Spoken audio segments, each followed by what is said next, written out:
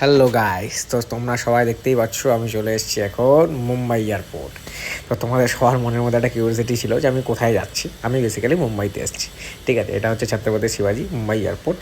তো এখানে আমি এসেছি, তো চলে এসেছি, এই সবে ল্যান্ড করলাম। তো এখন আমি মোটামুটি হয়ে একদম যেখানে মানে এয়ারপোর্ট থেকে একদম ভেতরের দিকে যাচ্ছিলাম, এই ভেতরের দিকে আমি এখানে আমার লাগেজের জন্য ওয়েট করছিলাম। লাগেজটা আমি আমার নিলাম, নিয়ে এরপর আমি বাইরের দিকে যাচ্ছি। এবার বাইরের দিকে গিয়ে ইনড্রাইভ বা উবের বুক করব।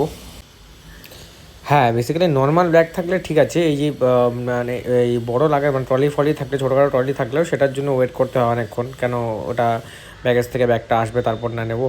নেওয়া হয়ে গেছে, এখন বেরোচ্ছি। এই যে কাজ দেখতেই পাচ্ছ, এটা মুম্বাই ইন্ডিয়ান্সের ওই যে যেটা একটা শাস্তির ব্যাপার আছে না, যে মুম্বাই ইন্ডিয়ান্সের প্লেয়াররা যদি কোনো ভুল করে তাহলে তাদেরকে স্পাইডারম্যান ড্রেসে পরানো হয়, সেটারই এখানে স্ট্যাচু আছে, দেখতেই পাচ্ছ। এই চলে এসেছি আমি বাইরে, এখন এয়ারপোর্টের বাইরে। তো এখানে প্রচণ্ড অটো, ঠিক আছে, সব থেকে বেশি এখানে অটোই চলে বেসিক্যালি।